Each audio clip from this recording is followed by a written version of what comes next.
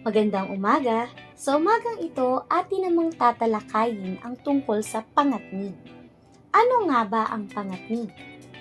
Ang pangatnig o conjunction sa wikang Ingles ang tawag sa mga kataga o lipo ng mga salitang nag-uugnay sa dalawang salita, parirala, o sugnay upang mabuo ang diwa o kaisipan ng isang pahayag.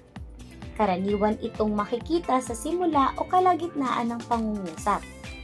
Ang pangatnig ay maaaring magbukod, manalungat, maglinaw, manubali, magbigay halintulad, magbigay sanhi, at magbigay ng pagtatapos sa isang kaisipan o pangungusap. Narito ang ilan sa mga halimbawa ng pangatnig at kung paano ito ginagamit. Ang mga pangatnig na subalit, ngunit, pero, ito ay ginagamit kapag sinasalungat ng unang bahagi ang pangungusap ang pangalawang bahagi nito. Halimbawa, mabait naman siya, ngunit magagalitin.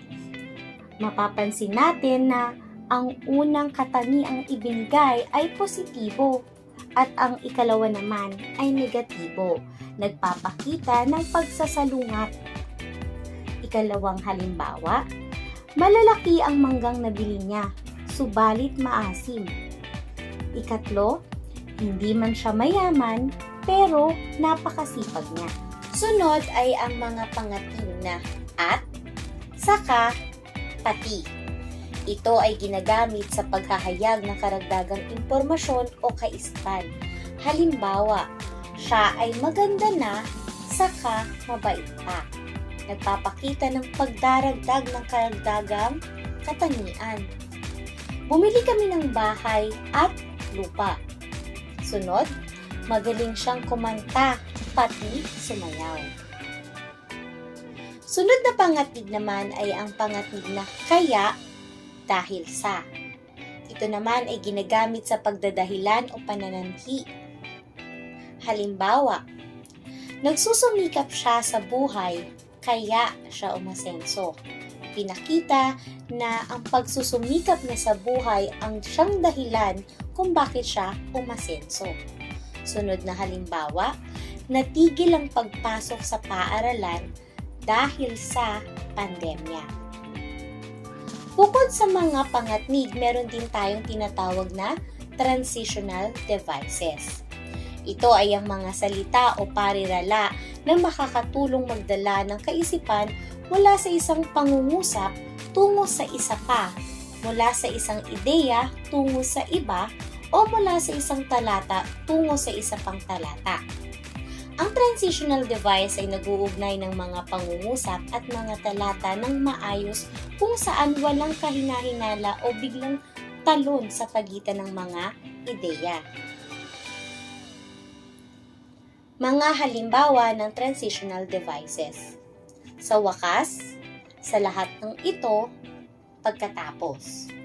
Ang mga transitional devices na ito ay ginagamit panapos o nagpapakita ng pagtatapos. Halimbawa, sa wakas, unti-unti na rin nagbalik sa normal ang pamumuhay.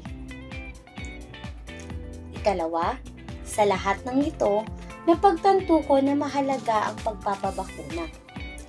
Ikatlo, pagkatapos ng pagsubok na ito ay unti-unting pag-angat muli ng pamumuhay. Sunod ay ang transitional device na kung gayon. Ito naman ay ginagamit bilang panlinaw. Halimbawa, malinaw ang kanilang mga paalala tungkol sa paggamit ng cellphone sa klase. Kung gayon, nararapat na sumunod ang bawat isa sa alituntunin. Tandaan na ang pangatnig at transitional devices ay makatutulong upang malinaw nating mailahad ang ating mga saloobin o ang mga nais nating sabihin. Kaya mahalaga na malaman natin ang wastong paggamit ng mga ito.